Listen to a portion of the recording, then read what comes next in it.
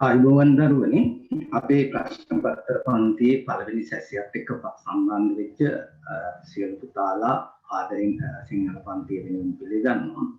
එතකොට අපි මේ අවුරුද්දේ අපි මේ ඔන්ලයින් පන්තිය පටන් ගන්නේ මෙවර විභාගයට පෙනෙන්න අපේ දරුවන්ට ප්‍රශ්න පත්‍ර වලට තියෙන බිය නැති කරලා කොහොමද අපි ප්‍රශ්න පත්‍රයකට උත්තර ලියන්නේ, කොහොමද අපි ප්‍රශ්න පත්‍රයකට වැඩි ලකුණක් ලබා ගන්න උත්තරේ ගොඩනගා ගන්නේ කියන මෙන්න මේ කාරණා ටික ඔවුන්ට පුහුණුවක් ලබා දෙන්න, ඔවුන්ට ඒ පිළිබඳ අවබෝධයක් ලබා දීම තමයි අපි මේ ඔන්ලයින් පන්තියේ අරමුණ බවට පත් වෙන්නේ. එතකොට අපි මේක කාලයක් තිස්සේ ෆිසිකල් පන්තියක් විදිහට පවත්වාගෙන ආපු පන්තියක්. හැබැයි අපි ගිය වසරේ ඉඳලා මේක ඔන්ලයින් පන්තියක් විදිහට පවත්වාගෙන යන්න තීරණය කළා. ඒ අනුව අපි දැන් මේක මේ වසරේත් ඔන්ලයින් පන්තියක් විදිහටම පවත්වාගෙන යනවා. ඉදිරියටත් අපි මේක ඔන්ලයින් පන්තියක් විදිහට පවත්වාගෙන යන්න තමයි සැලසුම් කරගෙන ඉන්නේ. එතකොට මේ ප්‍රශ්න පත්‍ර පන්තියේදී අපි කොහොමද මේ පන්තිය පවත්වාගෙන යන්නේ? ඔබට O level විභාගයේ දක්වා කාලය තුල ප්‍රශ්න පත්‍ර කට්ටල 30ක් විතර 30කට ආසන්න ප්‍රමාණයක් අපි සාකච්ඡා කරනවා. එතකොට මේ ප්‍රශ්න පත්‍ර කට්ටල 30 තුල පසුගිය පළාත් ප්‍රශ්න පත්‍ර, ඒ වගේම O level විභාගයේ ප්‍රශ්න පත්‍ර සහ මා විසින් සකසපු ආදර්ශ ප්‍රශ්න පත්‍ර අපි මේකදී සාකච්ඡා කරනවා. විශේෂයෙන්ම සාහිත්‍ය පේපර් එකේ ප්‍රශ්න පත්‍රය ගත්තොත් ඒක පළවෙනි ප්‍රශ්න පත්‍රයේ ඉඳලා 30 වෙනි ප්‍රශ්න පත්‍රය දක්වා මා විසින්ම සකසපු අලුත් ප්‍රශ්න පත්‍ර වලට තමයි ඔයගොල්ලන් උත්තර ලියන්නේ. එතකොට ඔබට සාහිත්‍ය පිළිබඳව සියලුම විෂය කොටස ආවරණය වෙන විදිහට මේ ප්‍රශ්න පත්‍ර පන්තිය සැකසීලා තියෙනවා. ඒ වගේම ව්‍යාකරණ සියලුම කොටස් ආවරණය වෙන විදිහට මේ ප්‍රශ්න පත්‍ර පන්තියේ ව්‍යුහය අපි සකසගෙන තියෙනවා. ඒ නිසා ඔබ ප්‍රශ්න පත්‍රයක් ලියනවාට අමතරව අපේ මූලික අරමුණ වෙන්නේ ඔබට පසුගිය විෂය කොටස් නැවත ආවර්ජනය කරලා ඔබේ යම් අඩුපාඩු තියෙනවා නම් ඒක සකසගෙන කොහොමද මේ විභාගයේදී ඔබගේ සමර්ථය විශිෂ්ට මට්ටමකට ගෙන යන්නේ කියන එකට උදව්වක් ලබා දෙන්න තමයි අපි උත්සාහ කරන්නේ. එතකොට පසුගිය කාලේ පුරාවටම මේ පන්ති වලට සහභාගී වෙච්ච දරුවන් තමන් ප්‍රශ්න පත්‍ර පන්තිය නිසා උන්ගේ ප්‍රතිඵල ඉහළ නංවා ගත්ත අවස්ථා බොහෝමයක් අපේ අත්දැකීම් වල තියෙනවා. සමහර වෙලාවට S සමර්ථයක හිටපු දරුවෙක් B සමර්ථයක් දක්වා, C සමර්ථයක හිටපු දරුවෙක් A සමර්ථයක් ලබා ගැනීම දක්වාත් තමන්ගේ නිපුණතාවය දියුණු කරගෙන තිබ්බා.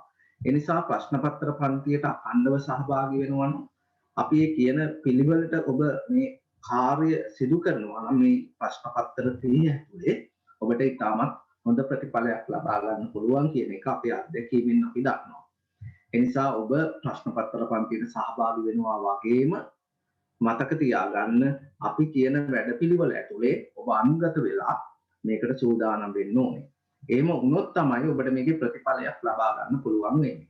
ඒ නිසා මම ආරාධනා කරනවා ප්‍රශ්න පත්‍ර පන්තියට සහභාගී වෙනවා නම් පුතාලා අනිවාර්යෙන්ම මේ අපිත් එක්ක මේ වැඩපිළිවෙල ඇතුලේ අනුගත වෙලා මේ වැඩපිළිවෙල ඇතුලේ වැඩ කරන්න ඔබට ශක්තිය තියෙන්න ඕනේ, හැකියාව තියෙන්න ඕනේ කියන කාරණේ අපි බලාපොරොත්තු වෙනවා. ඒ කාරණා ටිකක් මතක තියාගෙන අපි මේ පළවෙනි සැසියට සම්බන්ධ වෙනවා. පළවෙනි සැසියේදී අපි මුළු ප්‍රශ්න පත්‍රයක්ම පුතේ මම කතා කරන්නේ නැහැ. ඔබට යම් අවබෝධයක් ලබා ගන්න තමයි මේ සැසිය සකසලා තියෙන්නේ.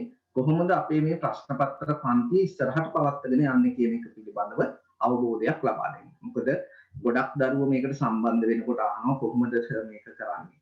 කොහොමද මේ ඔන්ලයින් එකකින් අපි උගන්වන්නේ? අපි උගන්වන්නේ Zoom තාක්ෂණය ඔස්සේ. Zoom තාක්ෂණයෙන් අපි උගන්වන ශෛලියටම තමයි මේ සැසිය කරන්නේ. එතකොට ඔබට තීරණය කරන්න පුළුවන් මේ සැසිය අවසන් වෙනතුරු බලලා ඔබ මේ ප්‍රශ්න පත්‍ර පන්තියට සහභාගී වෙනවාද නැද්ද කියන එක. ඒ තීරණය පුතේ ඔබ යත්තේ තියෙනවා. ඔබට මේකෙන් ප්‍රයෝජනයක්, ඔබට මේකෙන් යම්කිසි අත්දැකීමක් විභාගයට ලැබෙනවා කියලා විශ්වාස කරනවා නම් පමණක් අපිත් එක්ක අහු වෙන්න කියන එක අපි ඔයගොල්ලන්ට මතක් කරලා දෙන්න කැමතියි. එතකොට මං ගැන පොඩි අදහසක් ඔයගොල්ලන්ට දෙන්න ඕනේ. අපි පන්තියකට සහභාගී වෙනකොට අපි සහභාගී වෙන පන්තිය තුල වැඩපිළිවෙල වගේම අපි ගුරුවරයා ගැන පොඩි තොරතුරක් දැනගෙන ඉන්න ඕනේ කියලා විශ්වාස කරනවා. ඒ නිසා මම රජයේ ගුරුවරයෙක් විදිහට අවුරුදු 20කට අධික කාලයක් තුල සේවය කරනවා. ඒ වගේම උපකාරක පන්ති ගුරුවරයෙක් විදිහටත් ඊට වඩා වැඩි කාලයක් උපකාරක පන්ති ශාස්ත්‍රයේ වැඩ කරනවා. ඒ වගේම අපස සාමාන්‍ය පෙළ උත්තර පත්‍ර පරීක්ෂකවරයෙක් විදිහට වසර ගණනාවක් තිස්සේ අත්දැකීම් ලැබලා ඒ දරුවන්ගේ උත්තර පරීක්ෂා කරලා උන්ට ඇයි ලකුණු අඩු වෙන්නේ, කොහොමද ලකුණක් වැඩි කරගන්න, අපි කොහොමද මේ උත්තරේ ගොඩනගා ගන්න කියන අත්දැකීම් අපිට තියෙනවා. ඒ නිසා මේ ප්‍රශ්න පත්‍ර පන්තිය ඔබට මම ඒ සාමාන්‍ය පෙළ ප්‍රශ්න පත්‍ර පරීක්ෂාව තුලින් ලැබපු අත්දැකීම් එක්ක කොහොමද අපි උත්තරයක් ගොඩනගා ගන්නේ, කොහොමද අපි පිළිතුරකදී වැඩි ලකුණකට යන්නේ කියන මේ උපක්‍රමයන් එක්ක ඒවා පැහැදිලි කරමින් තමයි අපි මේ ප්‍රශ්න පත්‍රය සාකච්ඡා කරන්නේ.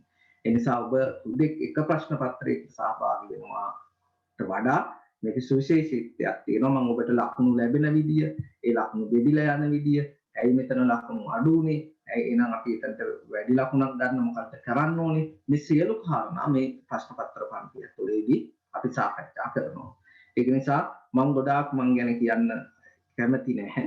ඔබට පුළුවන් මාත් එක්ක වැඩ කරන්න. වැඩ කරනකොට ඔබට මා කවුද කියලා, අපේ වැඩ පිළිවෙල කොහොමද යන්නේ කියලා යම් අවබෝධයක් ලැබෙවි. ඒක නිසා මම ඉක්මනින් ඔබට යම් අපි මෙතන දෙවෙනි කොටසේ පළවෙනි ප්‍රශ්න 10 සාකච්ඡා කරනවා. ඔබට මේ සාකච්ඡාව තුළින් මේ ප්‍රශ්න පත්‍ර පන්තියේ කොහොමද පවත්වාගෙන යන්නේ කියන එක පිළිබඳව අවබෝධයක් ගන්න පුළුවන් වෙයි කියලා මම හිතනවා. ඉන් පස්සේ ඔබට පුළුවන් අපි මේ පන්තියට සහභාගී වෙනවාද නැද්ද කියන ඒ තීරණය ගන්න. ඒ තීරණය ඔබ අතේ තියෙන්නේ. එහෙනම් අපි පළවෙනි සැසියේ ප්‍රශ්න පත්‍රයේ සාකච්ඡා කරන්න මෙතන ඉඳලා සම්බන්ධ වෙමු. එතකොට පුතේ ඔයගොල්ලන් දන්නවා ඔයගොල්ලන්ට O level ප්‍රශ්න පත්‍රය ලැබෙන්නේ කොටස් දෙකකින් තුනකින් නේද? එක කොටස කියලා එක කොටසක් බහුවර්ණ කොටසක් ලැබෙනවා. දෙක කොටස කියලා ව්‍යාකරණ ප්‍රායෝගික ලේඛනයේ සාරාංශකරණයේ රචනා සහ අවබෝධය කියන කොටස් වලින් එක පේපර් එකක් ලැබෙනවා. සාහිත්‍ය පේපර් එකක් ලැබෙනවා. මම මෙතන කතා කරන්නේ ඔයගොල්ලන්ගේ දෙක කොටසේ පළවෙනි ප්‍රශ්න 10 ගැන. එතන මේ ප්‍රශ්න 10 දී අපිට සාකච්ඡා කරන්න තියෙන ව්‍යාකරණ කොටස් සහ වාක්කෝෂය පිළිබඳ තමයි අපිට ප්‍රශ්න ඉදිරිපත් වෙන්නේ. එතකොට අපි එනම් මෙතන පළවෙනි ප්‍රශ්නේ ඉඳලා කතා කරමු. දීලා හැමතිස්සෙම මතක තියාගන්න පුතේ ප්‍රශ්න පත්‍රයේ උත්තර ලියනකොට දී ඇති උපදේශ කියවන්න. හරිද? මෙතන එකේ ඉඳලා 10 දක්වා ප්‍රශ්න වලට උත්තර ලියන්න ඕනේ. අපි යම් අණු කොටසකට උත්තර ලියන්න නැත්නම් අණු කොටස ලියලා පොඩි ඉරි කෑල්ලක් එකේ අයන්නට උත්තර ලියන්න නැත්නම් එක අයන්න දාලා පොඩි ඉරි කෑල්ලක් ගහන්න ඒකේ උත්තරේ ලියන්නේ නැහැ කියලා. දන්නේ නැති උත්තර තියෙනවනේ. මම කියන්නේ දන්නේ නැති උත්තර තියෙන්න විදියක් නැහැ. අපි හැම උත්තරයකටම ලෑස්ති වෙලා යන්න ඕනේ. ඔබ මේ ප්‍රශ්න පත්‍ර පන්තියට සහභාගී වුණොත් ඔබට ඒ හැකියාව ලැබෙනවා. හරි. අපි එනම් පළවෙනි ප්‍රශ්නේ ඉඳලා සාකච්ඡා කරමු. පළවෙනි ප්‍රශ්නය මොකක්ද? මේ පළවෙනි ප්‍රශ්නේ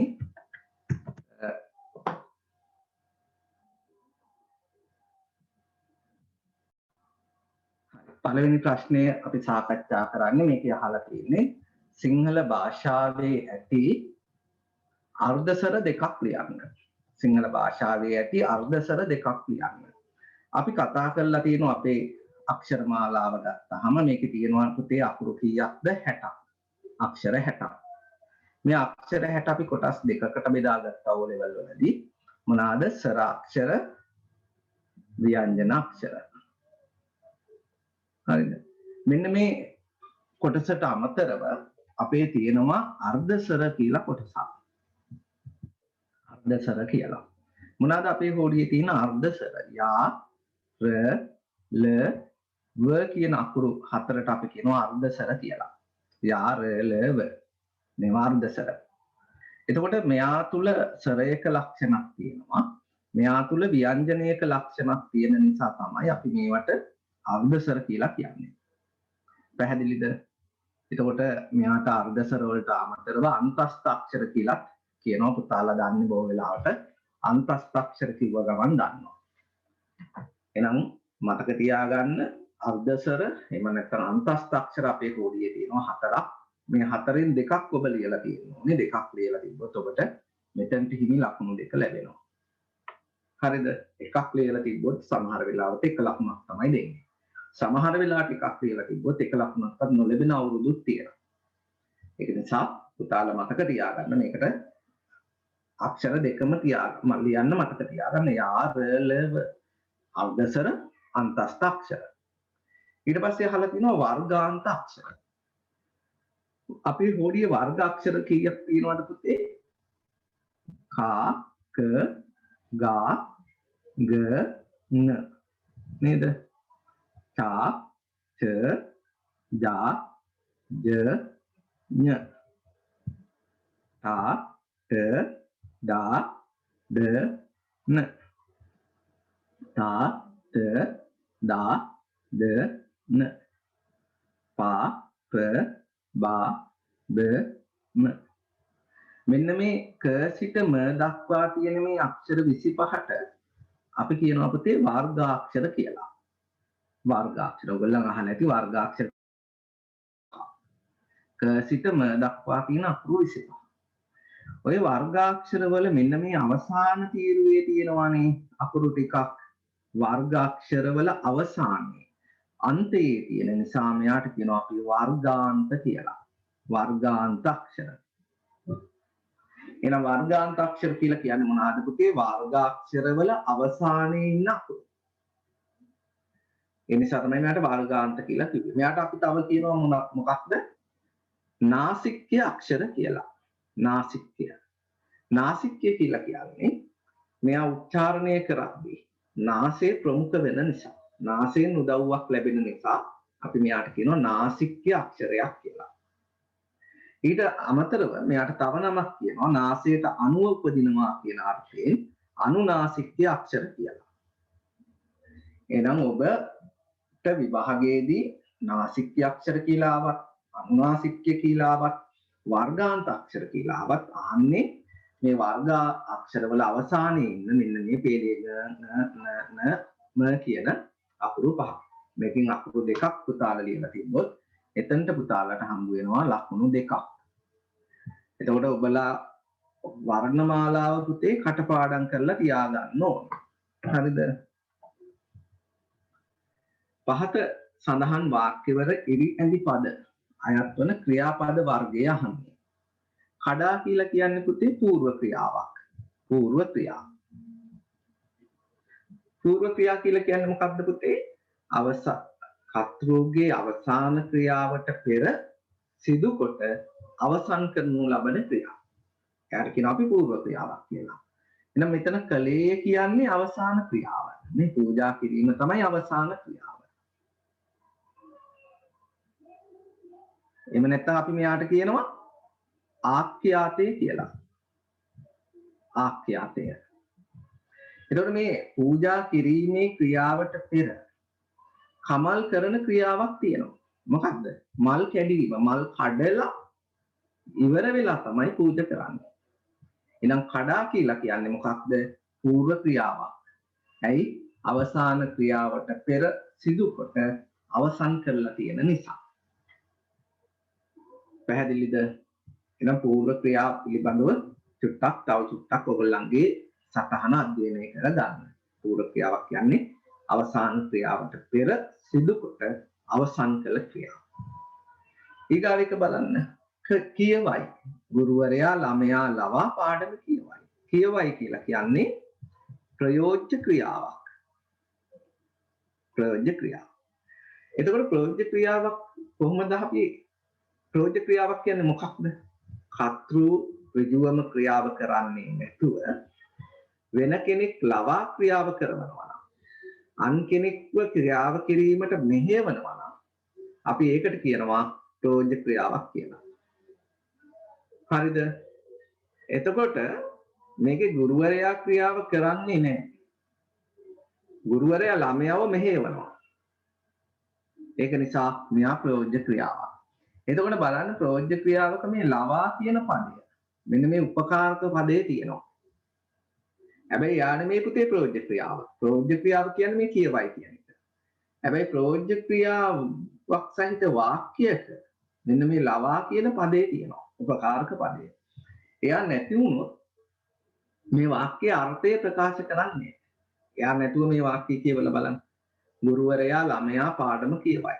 වාක්‍ය අර්ථයක් ප්‍රකාශ වෙන්නේ නැහැ. හරිද? එතකොට ප්‍රයෝජ්‍ය ක්‍රියාව තමයි කියවයි කියන එක. කොහොමද මේ ප්‍රයෝජ්‍ය ක්‍රියාව හැදිලා තියෙන්නේ? පුතාලා දන්නවා ක්‍රියාපදයක් හැදෙන්නේ ක්‍රියාමූලයකුයි ප්‍රත්‍යයකුයි එක්ක වෙලා. එතකොට මේ කියවයි කියන එකේ ක්‍රියාමූලය පුතේ කිය කියන එක.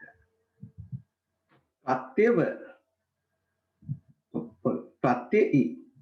එතකොට ක්‍රියාමූලයේ ප්‍රත්‍යය අතරට පුතාලා දැකලා තියෙනවා මෙන්න මේ ව කියන පදේ ඇවිල්ලා තියෙනවා. එතකොට හැදෙනවා කියවයි කියලා. එහෙනම් ප්‍රයෝජ්‍ය ක්‍රියාවක් හදාගන්නේ කොහොමද? ක්‍රියාමූලයයි ප්‍රත්‍යයයි අතරට ව යොදලා. දැන් අපි හිතමුකෝ නටයි කියන පදේ දෙනවා කියලා අපිට. එයාගේ ප්‍රයෝජ්‍ය ක්‍රියාව හදාගන්නේ කොහොමද? ක්‍රියාමූලයේ නට. ප්‍රත්‍යයයි. ඒ අතරට ව යොදුනාම හැදෙනවා නටවයි කියලා. බලමි කියන එක බලන්නකෝ. ක්‍රියාමූලයේ බල. ප්‍රත්‍ය මි. ඒ අතරට ව යොදනවා බලවමි. පැහැදිලි නේද? එහෙනම් ප්‍රයෝජ්‍ය ක්‍රියාවක් හදා ගන්න විදිය පැහැදිලි. එතකොට මෙතනට පූර්ව ක්‍රියා කියලා ලියලා තිබ්බොත් එක ලකුණයි, ප්‍රයෝජ්‍ය ක්‍රියා කියලා ලියලා තිබ්බොත් එක ලකුණයි. පුතේ අර මට පොඩ්ඩක් ලකුණු දෙද්දි වෙනසක් වුණා. මෙන්න මේකේ මෙතනට එක ලකුණයි, මෙතනට එක ලකුණයි. දෙකටම ලකුණු දෙකයි හම්බ වෙන්නේ.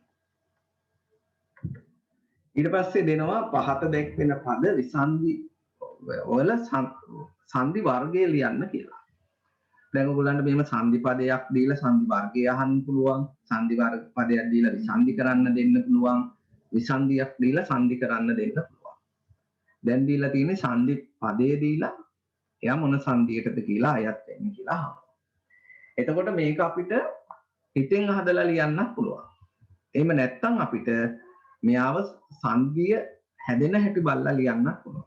දැන් සංධි පද හොඳටම පුළුවන් දරුවෙක්ට මේක හිතෙන් හදලා ලියන්න පුළුවන්. බලන්න ගුරු අක්ෂර. මෙයා කොහොමද විසන්ධි වෙන්නේ? ගුරු අක්ෂර. හරිද? එතකොට මෙතනදී වෙන්නේ දැන් ඔයගොල්ලන්ට පේනවා ගුරු ඉන්නවා. අක්ෂර ඉන්නවා. එතකොට හැමතිස්සෙම සංධි වෙන්නේ ළඟ පිහිටපු ශබ්ද අතර. මෙන්න මෙහා අතරයි මෙහා අතරයි. ළඟ පිහිටපු පද අතර තමයි සංධි වෙන්නේ. එතකොට දැන් අපිට හැදෙන්න ඕනේ ව කියන පදය. දැන් මම මොකද කරන්නේ? අල්වයන්නක් ගන්නවා. පරස්පරයක මේ දෙන්න එක්ක අහු වෙනවා ව. එතකොට ගුරු වක්ෂර. එතකොට මම මෙතනදී අලුතෙන්ම අකුරක් ගන්නවා. අලුතෙන්ම අකුරක් ගන්නවාට අපි කියනවා ආගම කියලා. එහෙනම් මේක අයිති වෙන්නේ ආගම සංධි වලට. ලෝපයකින් හෝ ආදේශයකින් තොරව අලුතෙන් අකුරක් ගන්නවා නම් අපි යට කියනවා ආගම සංධියක් කියලා. පැහැදිලිද?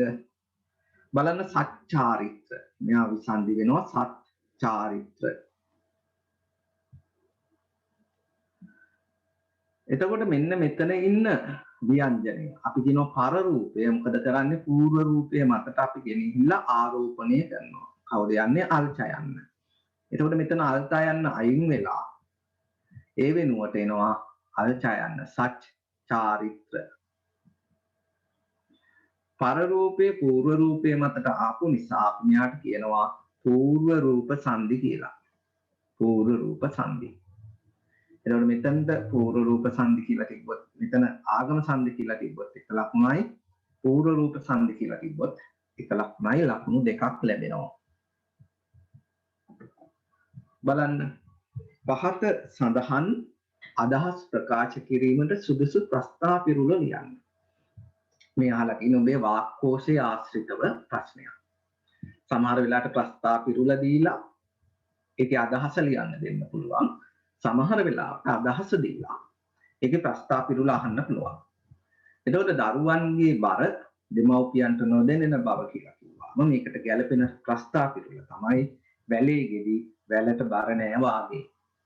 වැලේ ගෙඩි වැලට බර නෑ වාගේ. එහෙම ලියලා තිබ්බොත් පුතාලාට මෙතනට එක ලකුණක් ලැබෙනවා. කරදර අවස්ථාවෙන් ප්‍රයෝජනෙ ගන්නවා.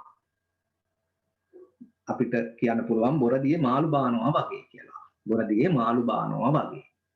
එහෙම නැත්නම් තව අවස්ථාවක් තියෙනවා. මොකක්ද? රවුල ගිනි අරන් ඉන්නකොට සුරුට්ටු පත්තු කරනවා වගේ. ওই දෙකෙන් මොකක් ලියලා තිබ්බත් එක ලකුණක් ලැබෙනවා.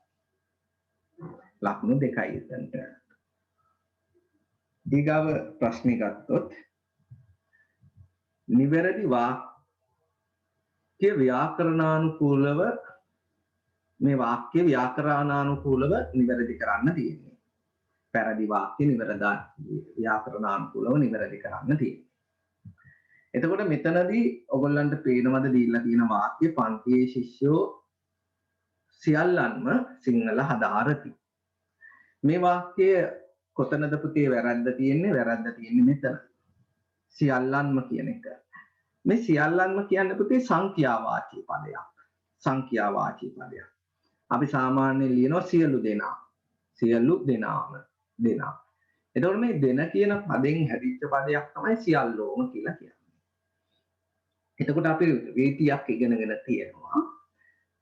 සංඛ්‍යාවාචී පදයක් යෙදුනොත් ඒ සංඛ්‍යාවාචී පදයක් ඒ සමග යෙදෙන කර්තෘ පදයක් දෙකම උක්ත ස්වරූපයෙන් තියෙන්න ඕනේ කියලා. එහෙනම් මේක වෙන්න ඕනේ ශිෂ්‍යෝ සියල්ලෝම සියල්ලෝම.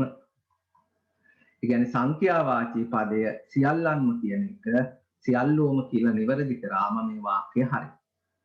මේ රීතිය පුතේ ඔයගොල්ලන්ගේ පෙළ පොතේ නැහැ. ඒ වුණාට විභාග වලට එනවා. ඒක නිසා මතක තියාගන්න.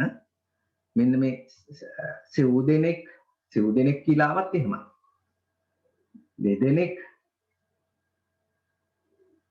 දෙදෙනෙක් සියලු දෙනා සියල්ලෝම. මෙන්න මේ සංඛ්‍යාවාචී පදය උක්ත කරන්න, ඒ සමග යෙදෙන කර්තෘ පදයක් උක්ත කරන්න. එතකොට මේ වාක්‍ය ඔයගොල්ලන්ට නිවැරදිව හදා ගන්න පුළුවන්. පැහැදිලිද? එතකොට මේ වාක්‍ය නිවැරදි කරලා තිබ්බොත් එක ලකුණක් හම්බ වෙනවා. O level විභාගෙදී පුතේ එක තැනක වැරද්දක් විතරයි තියෙන්නේ. වැරදි දෙකක් දෙන්නේ නැහැ ඔයගොල්ලන්ට. එක වාක්‍යයක එක්ක උක්තේ එක්ක වාක්‍යයත් එක්ක කර්මය. ඔය තැන් වල වැරදි තමයි බොහෝ වෙලාවට තියෙන්නේ. තැන් දෙකක් වරද්දලා දෙන්නේ නැහැ. හරිද? එහෙම කිව්වම එක තැනක් හදලා ඉන්න එපා. බලන්න උක්තේට අනුව වාක්‍යයක් තියෙනවද කියලා. පැහැදිලිද? ඊගාවට අපිට තියෙනවා මම එති මම නොසිතුවාය. අපි මේකට කියනවා පුතේ සංස්යාර්ථය හා වාර්තාකතන රීතිය කියලා. සංස්යාර්ථය හා වාර්තාකතන රීතිය. මේකදී අපි වාක්‍ය කොටස් දෙකකට බෙදා ගන්නවා. එකක් තමයි අන්තර් වාක්‍ය. අනිත් එක තමයි ප්‍රධාන වාක්‍ය. ප්‍රධාන වාක්‍ය. එතකොට අන්තර් වාක්‍යයේ උක්තාක්‍යාත සම්බන්ධී රීතිය වෙනමත් ප්‍රධාන වාක්‍ය උක්තාක්‍යාත පද සම්බන්ධී රීතිය වෙනමත් තමයි අපි තියන්නේ. ඒකට රීති දෙකක් තියෙනවා. ඉස්සෙල්ලාම අපි අන්තර් වාක්‍ය කතා කරමු. අන්තර් වාක්‍ය ගත්තාම පුතේ සංස්යාර්ථය හා වාර්තාකතන රීතියේදී අන්තර් වාක්‍යයේ කර්තෘ කවුද මේ කර්තෘ? මම. මෙයා අනුක්ත වෙන්න ඕනේ. කර්තෘ අනුක්ත වෙන්න ඕනේ. එහෙනම් මම කියලා තිබ්බොත් වැරදි. ඒක මා වෙන්න ඕනේ. අන්තර් වාක්‍ය ආඛ්‍යාතය ප්‍රථම පුරුෂ බහුවචන වෙන්න ඕනේ. ඒ කියන්නේ අන්තර් වාක්‍යයේ කර්තෘ කවුරුණක් කියන්නේ උත්තම පුරුෂ උනත් මධ්‍යම පුරුෂ උනත් ප්‍රථම පුරුෂ උනත්. එයා ඒක වචන උනත් බහු වචන උනත්. එයා ස්ත්‍රී ලිංග උනත් පුරුෂ ලිංග උනත් නපුංසක ලිංග උනත්. අන්තර් වාක්‍යයේ ආඛ්‍යාතය බහු වචනයි. දැන් කෙනෙක් හදන්න පුළුවන් මේක මම එමි. නෑ වැරදි. මම එති. ඇයි? මෙතන උක්තයට අනුව ආඛ්‍යාතය අන්තර් වාක්‍යයේ ආඛ්‍යාතයේ තියන්නේ උක්තයට අනුව නෙමෙයි. ආඛ්‍යාතයේ හැමතිස්සෙම ප්‍රථම පුරුෂ බහුවචනයි. එනම් මා එති. පැහැදිලි නේද? මේ එති කියන්නේ නිපාත පදයක්. එයා එනවා. එතනින් තමයි සැකේ නැත්නම් වාර්තාමය ස්වරූපය ප්‍රකාශ කරන්නේ. ප්‍රධාන වාක්‍යයේ උක්තාක්‍යයට සම්බන්ධයේ සාමාන්‍ය රීතියෙන් තියෙනවා. මව නොසිතුවාය. පියා නොසිතුවේය. නේ. ගුරුවරු නොසිතුවහ. ඒ කියන්නේ අපි කතා කරලා තියෙන උක්තේට අනුව ආක්‍යාතේ තියන්න කියන උක්තේ එක වචන නම් ආක්‍යාතේ එක වචනයි උක්තේ බහුව වචන නම් ආක්‍යාතේ බහුව වචනයි උක්තය ප්‍රථම පුරුෂ නම් ආක්‍යාතේ ප්‍රථම පුරුෂයි උක්තේ මධ්‍යම පුරුෂ නම් ආක්‍යාතේ මධ්‍යම පුරුෂයි උක්තේ උත්තම පුරුෂ නම් ආක්‍යාතේ උත්තම පුරුෂයි එහෙම කතා කරලා තියෙනවනේ අන්නේ විදිය මෙතනට බලපාන්නේ. පැහැදිලිද? එහෙනම් මේ විදියට ඔබ වාක්‍ය ලියලා කියනවා නම් මා ඉතීමව නොසිතුවාය කියලා. නොසිතයි කියලා තිබ්බත් කමක් නැහැ. හැබැයි නොසිතයි කිව්වම මේක වර්තමාන කාල වෙනවා. නොසිතයි කියලා ගන්න කමන්නේ. එතකොට මෙතනට එක ලකුණක් ලැබෙනවා. හරිද? ඊගාවෙක අහලා තියෙනවා පහත සඳහන් වාක්‍යයේ ඇති උපසර්ගයේ දුණු පද දෙකක් තෝරා ලියන්න. අපි ඉගෙනගෙන තියෙනවා අපේ උපසර්ග. අපේ භාෂාවේ උපසර්ග කීයක් තියෙනවද? 20ක් තියෙනවා. උපසර්ග 20ක් තියෙනවා. මොනවාද උපසර්ග 20? ප, පර, අව, ස, අනු, නි, දු, වි, අදි, සු, උ, අබි, පිරි, උප, අප, පස්, පිලි, අති, පි. උපසර්ග 20 හැමකුත් එක්කම කටපාඩම් ඇති කියලා හිතනවා. ඊට අමතරව කුමාරතුංග මුනිදාස අපිට උපසර්ග තුනක් හඳුන්වලා දෙනවා. ඕ, ඊ, ඌ කියලා. එතකොට සිංහලයේ උපසර්ග 23ක් තියෙනවා. ඊට අමතරව පාලි හා සංස්කෘත භාෂාවල එන උපසර්ගත් අපි පාවිච්චි කරනවා.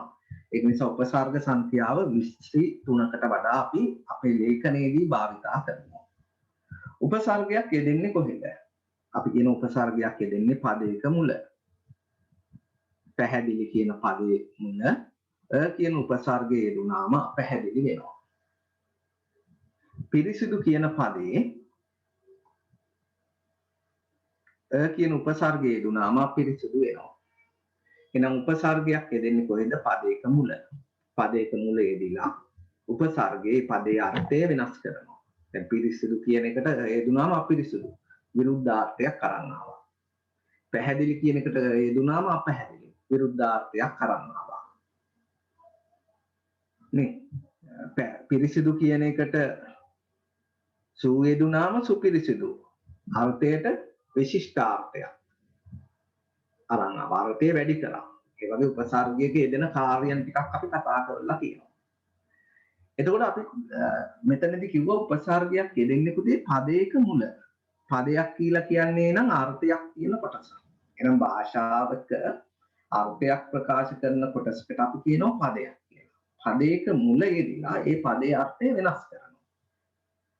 එහෙනම් උපසර්ගයක් අයින් කරාම පදයක් ඉතුරු වෙනවා. නේ අයින් කරාම පැහැදිලි කියලා පදයක් ඉතුරු වෙනවා. නේ සුයන්න අයින් කරාම පිරිසිදු කියලා පදයක් ඉතුරු වෙනවා. දැන් පදයක් ඉතුරු වෙන්නේ නැත්නම් එයා උපසර්ගයේ ඉච්ච පදයක් නෙමෙයි. දැන් අපි ගත්තොත් අම්මා කියන පදේ ගන්නකො. දැන් මෙතන අයන්න උපසර්ග පදයක් කියලා ඔයගොල්ලන්ට පේනවනේ උපසර්ගයක් කියලා.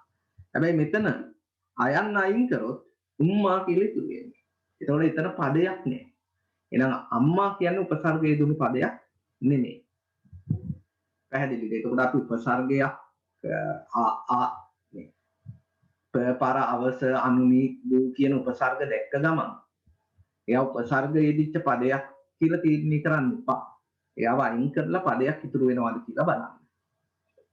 හරි අපි බලමු මෙතන දුෂ්කර කියන්නේ උපසර්ග යෙදුණු පදයක් උපසර්ග පදයක්. මෙතන උපසර්ගය තමයි දුෂ්. එයා අයින් කරාම කර කියලා පදයක් ඉතුරු වෙනවා. ඊගාවෙක निराහාර එතන හැදෙන්නේ නිර් ආහාර निराහාර. ඒ කියන්නේ උපසර්ගයේ නිර්. දැන් එහෙම ලියන්න ඕනේ. ඔයගොල්ලන් දුෂ්කරයි, निराහාරයි කියන වචන දෙක ලියලා තිබ්බොත් මේකට එක ලකුණයි, මෙතනට එක ලකුණයි, ලකුණු දෙකක් ලැබෙනවා. පැහැදිලිද? දැන් ඔයගොල්ලන්ගෙන් අහලා තියෙන උපසර්ගයේ දුණු පද දෙක තෝරා ගන්න. ඒතකොට උපසර්ගයේ දිච්ච පද දෙක විතරයි ලියන්න ඕනේ මෙතනදී. ඊට පස්සේ ඔයගොල්ලන්ට දෙනවා පුතේ අකාරාදී පිළිවෙල සකසන්න. අපේ අකාරාදියක් කියලා කියන්නේ භාෂාවක වර්ණමාලාව පිළිහිටලා තියෙන පිළිවෙල. අයන්නේ සිට ෆ දක්වා තියෙන අකුරු 60 පිළිවෙලට අපි කියනවා සිංහලේ අකාරාදිය කියලා. එතකොට අපිට නම් ටිකක් දීලා කියන්න පුළුවන් මෙයා අකාරාදි පිළිවෙලට සකස් කරන්න කියලා. එහෙනම් බලන්න මෙයා අකාරාදි පිළිවෙලට සකසද්දී අපි බලන්නේ හෝඩියේ පිළිවෙලට මේ නම් ටික පෙළ ගස්සනවා. එතකොට හැම වචනයකම මුල අකුර සලකලා තමයි අපි හෝඩියේ පිළිවෙලට මේ ටික සකසන්නේ. බලන්න දු වි ප ප ස. දැන් හෝඩියේ අපි බලනවා මුලින් එන්නේ මොන අකුරද? හෝඩියේ පුතාලට කටපාඩම් තියෙන්න ඕනේ. විභාගෙට ගිහිල්ලා ඉඳගත්ත ගමන් O level විභාගය ගැන මම මේ කතා කරන්නේ. මේ සුඩ කොළ තියලා තියෙනවා. ඒ කොළයක් අරගෙන හෝඩිය ටක් ගාලා ලියලා තියාගන්න. ප්‍රශ්නේ ආපු වෙලාවට හෝඩිය මතක් නොවෙන්නත් ඉඩ තියෙනවා. ඒක නිසා ඔබ විභාගෙට ගිහිල්ලා විනාඩි 15කට ඉස්සෙල්ලා ෂීට් එකේ ඉඳ ගන්නවා. ඉඳගත්තාට පස්සේ ඒ තියලා තියෙන කොළයක මේ සුඩ ඔයගොල්ලන්ට පොතකුයි කොළ තුනකුයි තියලා තියෙනවා. ඒ කොළයක හෝඩිය ලියා ගන්න. එතකොට ඔබට හෝඩිය ආශ්‍රිතව ඇවිල්ලා තියෙන ප්‍රශ්න වලට උත්තර ලියන්න පුළුවන්. පළවෙනි පේපර් එකයි දෙවෙනි පේපර් එකයි පොතේ කොහොමත් එක දිගට ලියන්න බෑ තුන. ඒතකොට මේ පේපර් දෙකේම අහන්නේ ව්‍යාකරණ. ඒතකොට ව්‍යාකරණ වාක්‍යෝෂය ওই ටික නෙන්නේ. එතකොට ඔබ පළවෙනි ප්‍රශ්න පත්‍රයේට දෙවෙනි ප්‍රශ්න පත්‍රයේට හෝඩිය ඕන වෙන්න පුළුවන්. ඒක නිසා හෝඩිය ලියාගත්තා කියලා පාඩු වෙන්නේ නැහැ. හැබැයි ඉතින් සිංහල ඊගාව සාහිත්‍ය පේපර් එක ලියන්න ගිහිල්ලා හෝඩිය ලියා ගන්න එපා. ඒකෙන් හෝඩිය අහන්නේ නැහැ. බලන්න මුලින්ම හෝඩියේ ඉන්නේ කවුද පුතේ? මුලින්ම ඉන්න අකුර තමයි පුතේ ද. එතකොට දූ හැදිලා තියෙන්නේ ද ඌනේ. එහෙනම් මුලින් එන්න ඕනේ මෙයා. දූ. ඊට පස්සේ කවුද එන්නේ? ප. ඔන්න පළවෙනි අකුර සමානයි. පළවෙනි අකුර සමාන වුණාම මොකද අපි කරන්නේ? දෙවෙනි අකුරට යනවා. දැන් මෙතන එහෙම වෙලා නැහැ. දෙවෙනි අකුරත් සමාන වුණොත් පුතේ තුන්වෙනි අකුරට යනවා. තුන්වෙනි අකුර සමාන වුණොත් හතරවෙනි අකුරට යනවා. හරිද? ඊට පස්සේ දෙවෙනි අකුර රා මෙතන නම් මුලින් එන්නේ නයන්නනේ. එහෙනම් මේක 2. මේක 3. ඊට පස්සේ කවුද එන්නේ? මයන්න. මුට සීව 4. විජේ බහව 5. ව ඊට පස්සේ අන්තිමට තමයි ස එන්නේ යා 6. දැන් මේම අංක දාලා තිබ්බට පුතාලට ලකුණු ලැබෙන්නේ නැහැ. දැන් මේ ටික මම ලියන්න ඕනේ දුටු ගැමුණු. ඊට පස්සේ පණ්ඩු කාභය. ඊට පස්සේ පරාක්‍රම මුට්ටසීව විජය බහව් සද්දාතිස්ස. ඔය විදියට ලියලා තිබ්බොත් ඔයගොල්ලන්ට මෙතන ලකුණු 2ක් ලැබෙනවා. හැබැයි ඔබ එක වචනයක් හරි පිළිවෙල වෙනස් වෙලා තිබ්බොත් ලකුණු 0යි. දැන් අපි හිතමු එක ළමයෙක් ලියලා තිනවා 1 දුටු ගැමුණු 2 පරාක්‍රම. එතකොට පුතාට ලකුණු 0යි. ඒ කියන්නේ එක වචනයක් හරි යහම වුණොත් අකාරාදිය වැරදි. පහත දැක්වෙන වාක්‍ය කර්තෘකාරක වාක්‍ය කර්මකාරකයට හරවා ලියන්න. බොහෝ වෙලාවට පුතාලාට මේ වගේ ප්‍රශ්න එනවා. කර්තෘකාරක වාක්‍ය දෙනවා කර්මකාරක කරන්න. එතකොට මේ වාක්‍ය අපි ප්‍රධාන කොටස් 3ක් තමයි අපි කර්තෘකාරක කර්මකාරක කරද්දී වෙනස් කරන්නේ. එහෙනම් බලන්න කර්තෘ කවුද කර්මය කවුද ආඛ්‍යාතේ කවුද කියලා. කර්තෘකාරක වාක්‍යයක මේ වාක්‍යය මෙහා කර්තෘක්තයි නේද? කර්මය අනුක්තයි. ආඛ්‍යාතේ තියලා තියෙන්නේ උක්ත කර්තෘට අනුව. හරි. එහෙනම් කර්මකාරක වාක්‍යයක ඔයගොල්ලන් දන්නවා කර්තෘ අනුක්තයි. එහෙනම් මේ උක්ත කර්තෘ අනුක්ත කරන්න. මම අනුක්ත කරොත් මා කර්තෘයි කර්මයෙන් අතරට එනවා විසින් කියලා උපකාරක පදයක්. විසින්. කර්මකාරක වාක්‍යයේ කර්මය උක්ත වෙනවා. එහෙනම් මෙතන නායකු කියන කර්මය උක්ත කරන්න නායක කියලා. දැන් අපි ආඛ්‍යාතේ තියන්න ඕනේ මෙන්න මේ උක්ත කර්මයට අනුව. මේකේ දුටුවෙම කියලා තියෙන්නේ මම කියන උක්ත කර්තෘට අනුවනේ. කර්මකාරක වාක්‍යයේ උක්ත වෙලා ඉන්නේ මෙයා. මෙයා කියලා කියන්නේ නායක කර්මය. එහෙනම් කර්මයට අනුව අපි ආඛ්‍යාතය තියෙනවා. එතකොට අපිට පුළුවන් කොහොමද තියන්න මේක දුටුවෙන්නේ අතීත කාල දකින ලදි ඕනනම් දකින ලද්දේ කියලා තියන්න පුළුවන්. ඒ කියන්නේ කර්මකාරක අතීත කාල ක්‍රියාපදයක් හදා ගන්න පුළුවන් පුතාලට ලද ධාතුව යොදලා. ලද. දැන් මම මෙතන බලන්න කොහොමද හදන්නේ කියලා. ඒක වචන බහු වචන ගත්තත් උත්තම පුරුෂවලදී ලදිමි. නේ? ලදිමු. වර්ණගෙන්නේ එහෙමයි. ලදහි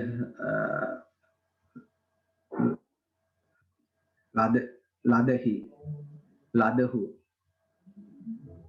ලදි ලදහ නැත්නම් ඒක වචනේදී ප්‍රථම පුරුෂමයා ප්‍රථම පුරුෂයේදී අපිට ලද්දේ කියලා කියන්නත් පුළුවන් ලද්දෝය කියලා කියන්නත් පුළුවන් මෙයා උත්තම පුරුෂ මෙයා මධ්‍යම පුරුෂ මෙයා ප්‍රථම පුරුෂ මෙයා ඒක වචන බහු වචන ඔය විදිහට අපිට පුරුෂ තුනේම ඒක වචන බහු වචන විදිහට ලද ධාතුව යොදලා කර්මකාරක ආඛ්‍යාතයක් හදා ගන්න පුළුවන්. ඔයගොල්ලන්ට මතක් වෙන්නේ නැති අපි මේම හැදුවා කියලා. ඊගා මේ වාක්‍ය මේ විදිහට හදලා තිබ්බොත් එක ලකුණක් ලැබෙනවා. වර්තමාන රජයේ දිනෙන් දින බඩු මිල ඉහළ නංවයි. එතකොට මේකේ කර්තෘ කවුද? රජය. කර්මයේ බඩු මිල ආඛ්‍යාතයේ නංවයි. හරි. එහෙනම් මේ පිළිවෙල මෙයා මෙන්න මේක කර්තෘ අනුක්ත කරන්න ඕනේ. රජය කියන එකේ අනුක්තේ රජයේම තමයි. වර්තමාන රජය. දිනෙන් දින බඩු මිල කර්මය. එයා දැන් මෙතන අනුක්තයිනේ කර්මකාර කර්තෘකාරක වාක්‍යයක. එයා උක්ත කරන්න ඕනේ. බඩු මිල කියන එකේ උක්තයත් බඩු මිලමයි. ඒ කියන්නේ ඔයගොල්ලන් දන්නවා වර්තමාන ඒක වචන නාම පදයක ඒක වචන අප්‍රාණවාචී නාම පදයක ඒක වචන උනත් බහු වචන උනත් එයාගේ උක්තානුක්ත ભેදේ වෙනසක් වෙන්නේ නැහැ. බඩු මිල ඉහළ. එතකොට මේ වාක්‍ය වර්තමාන කාල ආඛ්‍යාතයක් මෙතන තියෙන්නේ. එතකොට විභාගෙදී පුතාලා මතක තියාගන්න ඔයගොල්ලන්ට දෙන්නේ වර්තමාන කාල වාක්‍යයක් නම් එයා කර්මකාරක කරද්දි වර්තමාන කාලම වෙන්න ඕනේ. කාලය වෙනස් වුණොත් ලකුණු ලැබෙන්නේ නැහැ. එහෙනම් වර්තමාන කාලයේදී අපි ආඛ්‍යාතේ තියාගන්න පුළුවන් නම් වනු ඉහළ නම් වනු ලබයි කියලා තියන්නත් පුළුවන්. ඇයි බඩු මිල අප්‍රාණවාචී මේක නිසා ආඛ්‍යාතේ ඒක වචනෙන් තියෙනවා. එහෙම නැත්නම් නම් වනු ලැබේ කියලා තියන්නත් පුළුවන්. ලබ ධාතුව තෝරගෙන. හරිද? එහෙම නැත්නම් ඉහළ නැන් වෙයි කියලා තියන්නත් පුළුවන්. නැන් වෙයි. ඊට වඩා හොඳයි ඉහළ යැවෙයි කියලා තිබ්බා. දැන් මෙතන කර්මකාරක ආඛ්‍යාතය හදාගෙන තියෙන්නේ. ඔයගොල්ලන් දන්නවා වර්තමාන කාලයේදී අපිට කර්මකාරක ආඛ්‍යාත හදා ගන්න පුළුවන්. මෙහෙම ක්‍රියා ප්‍රකෘතියයි ප්‍රත්‍යයයි අතරට ඒ යොදලා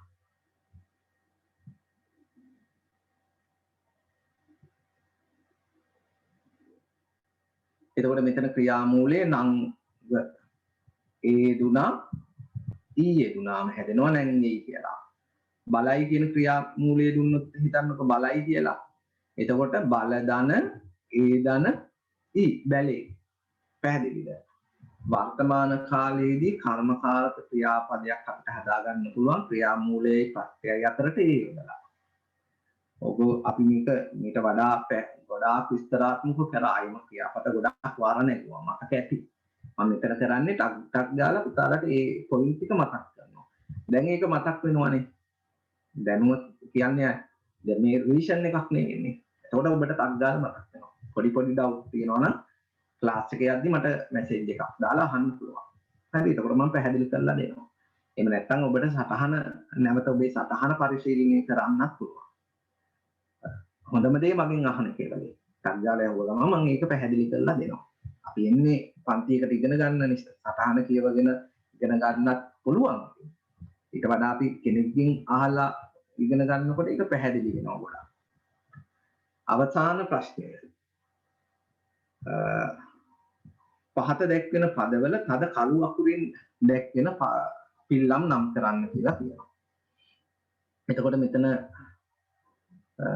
රු කියන පදේ ගත්තාම මෙතන තියෙන්නේ පාපිල්ල. පාපිල්ල. ඌ ශබ්දයේ කියවෙන්නනේ තියෙන්නේ පුතේ. ඌ ශබ්දයේ කියවෙන්නේ යෙදෙන පිල්ලට අපි කියනවා පහ පිල්ල කියලා. දැන් අපි මෙතන ඌ ගත්තොත් නේද? ඌ ශබ්දේනේ කියවෙන්නේ ඌ ගත්තොත් ඌ ශබ්දේ. නූ ගත්තොත් ඌ ශබ්දේ. ඌ ශබ්දයේ කියවෙන්න ලියවෙන්නේ පහ පිල්ල. දැන් ගොඩක් අය මේක දැක්ක ගමන් ලියනවා ඇදේ කියලා. කෑ. වැ. නෑ. දැන් ඇදේ කියවෙන්නේ මොන ශබ්දේද? කෑ, වැ, නෑ, රැ. මොකද්ද? ඈ ශබ්දය. දැන් ඈ ශබ්දය ලියවෙන්නේ ඇද පිල්ල. කෙටි ඇදේ. මෙතන පහ පිල්ල. ඌ ශබ්දේ.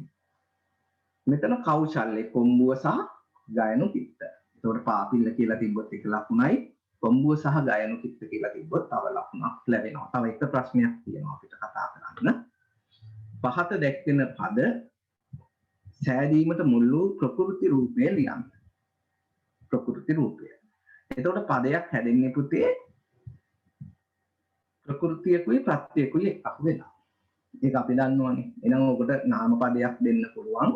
ඒකේ ප්‍රകൃතියයි ප්‍රත්‍යයයි වෙන් කරන්න කියලා. නැත්නම් නාම පදයක් දීලා අහන්න පුළුවන්. එයාගේ ප්‍රകൃතිය මොකක්ද කියලා. එතකොට වදුරෙක් කියලා කියන්නේ නාම පදයක්. එතකොට ක්‍රියාපදයක් දෙන්නත් පුළුවන්, නාම පදයක් දෙන්නත් පුළුවන්. ඕනම පදයක් හැදෙන්නේ ප්‍රകൃතියයි ප්‍රත්‍යයයි එකතු වෙලා.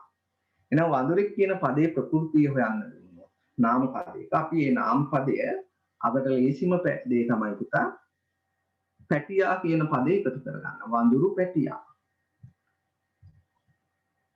පැටියා අයින් කරාම ඉතුරු වෙන්නේ ප්‍රകൃතිය වඳුරු. නයි පැටියා. නයි. ළමයා ළමා පැටියා. ළමා. කෙල්ලි පැටියා. කොල්ලා කොල්ලු පැටියා. ගැහණිය ගැහණු පැටියා. පැහැදිලිද? එහෙම ගොල්ලන්ට හදාගන්න පුළුවන්. එතකොට මෙයා තමයි මේ වඳුරෙක් කියන එකේ ප්‍රകൃතිය. වඳුරු කියලා ලියලා තිබ්බොත් ලකුණක් ලැබෙනවා. නටන ක්‍රියාපදයක් දුන්නාම පුතේ එයා මිශ්‍ර ක්‍රියාවක් කරනවා. නටමින් මින් ප්‍රත්‍යය දාලා. මෙන්න මේ මිශ්‍ර ක්‍රියාපත්‍ය අයින් කරාම ඉතුරු වෙන්නේ ඒ පදේ ක්‍රියා ප්‍රകൃතිය. එහෙනම් නටන මිශ්‍ර ක්‍රියා හදාගන්න ක්‍රම දෙකක් තියෙනවනේ. මේක. අනිත් එක තමයි ක්‍රියා පූර්ව ක්‍රියාව දිට්ඨ කරන එක. නට. ඒක දෙවෙනියට යෙදෙන ක්‍රියාපදය අයින් කරාම ඉතුරු වෙන්නේ ක්‍රියාමූලය. මේ විදිහට නට කියලා ක්‍රියාමූලය ලියලා තිබ්බොත් ලකුණක් ලැබෙනවා. දැන් ඔබට ප්‍රශ්න 10ක් මම කරා. එතකොට ඔබට මෙතන ලකුණු දෙක ගානේ ලකුණු 20ක් ලැබිලා ඇති. ලකුණු 20න් කීයද කියලා දාගන්න. පුතේ මම හරි කැමතියි ඔබට මේකෙන් 20න් 20ම තියෙනවා. හැබැයි සාමාන්‍යයෙන් අපිට ඒකක් යන දරුවෙක්ට 20න් 18ක් වගේ ලකුණු මට්ටමකට එන්න පුළුවන් නම් මේකේ ඒක හොඳ ලකුණක්. එතකොට ඔබට අපේ ප්‍රශ්න පත්‍ර පන්තියත් එක්ක එකතු වෙනවා නම් මම හිතනවා එකතු වුණොත් ඔබට මේ මට්ටමට මේ ප්‍රශ්න පත්‍ර 30 සාකච්ඡා කරනකොට එන්න පුළුවන්. හරි. එතකොට අපි දැන් මේ සැසිය කරේ පුතේ ප්‍රශ්න පත්‍ර පන්තිය ගැන ඔබට යම් අදහසක් දෙන්න. මේ සැසිය බැලුවට පස්සේ ඔබට තීරණය කරන්න පුළුවන් මේ ප්‍රශ්න පත්‍රයෙන් මට පන්තියෙන් මට ප්‍රයෝජනයක් වෙයිද? මට මගේ ටාගට් එකට යන්න මේක උදව් වෙයිද? ඒම ධනාත්මක ආකල්පයක් වෙනවා නම් අපිත් එක්ක වැඩ කිරීමේ බලාපොරොත්තුවෙන් නිශ්චිතවම මම එකක් ගන්නවා කියන අදිෂ්ඨානයෙන් අපිත් එක්ක එකතු වෙන්න. ඔබ අපේ පන්තියත් එක්ක එකතු වෙනවා නම් මගේ පන්ති වලට තියරි පන්ති වලට සහභාගී වෙන දරුවන් මේ පන්තියට සහභාගී වෙනවා නම් මේ වීඩියෝ පටිය බලලා ඔබ මට මෙන්න මේ තොරතුරු ටික WhatsApp Telegram කරන්න ඕනේ. ඔබේ නම ඔබ පන්තියට සහභාගී වෙන ආයතනය සහ ඒ ආයතනයෙන් ඔබට දීලා තියෙන අංකය. දැන් අපි ගත්තොත් ඔබ මගේ පන්ති සහභාගී නොවුනත් මම පන්ති කරන ආයතනයක නම් ඒ ආයතනයේ ඔබට දීලා තියෙන අංකය WhatsApp කරා Telegram කරන්න. මගේ දුරකථන අංකය 0773යි 930යි 967 කියන අංකයට එවන්න. එතකොට මගේ පන්ති වලට සහභාගී නොවන දරුවෙක් මේ අපේ ඔන්ලයින් පන්තිය සමග සම්බන්ධ වෙනවා නම් ඔබගේ නම ඔබ ඉන්න දිස්ත්‍රික්කය සහ පන්තියට සහභාගී වෙන දරුවක් මේ අන්තිමට මෙන්න මේ වගන්තිය ටයිප් කරන්න ඕනේ. ඔන්ලයින් සිංහල ප්‍රශ්න පත්‍ර පන්තිය කියන වගන්තිය ටයිප් කරලා මට WhatsApp Telegram පණිවිඩයක් එවන්න 0773 930 964 කියන දුරකථන අංකයට. එතකොට මම ඔයගොල්ලන්ව ඒ අදාළ ගෲප් එකට සම්බන්ධ කරගන්නවා. එහෙනම් ඔබට මේ සියලු දෙනාටම ඔබේ ජීවිතයේ ඉලක්ක ජය ගන්න, ඔබේ සාමාන්‍ය පෙළ ජීවිතයේ ඉලක්ක ජය ගන්න ශක්තිය, ධෛර්යය, වාසනාව ලැබේවා කියලා ප්‍රාර්ථනා කරමින් අපේ පළවෙනි සැසිය අවසන් කරනවා. සියලු දෙනාටම තෙරුවන් සරණයි. ආයුබෝවන් පුතේ.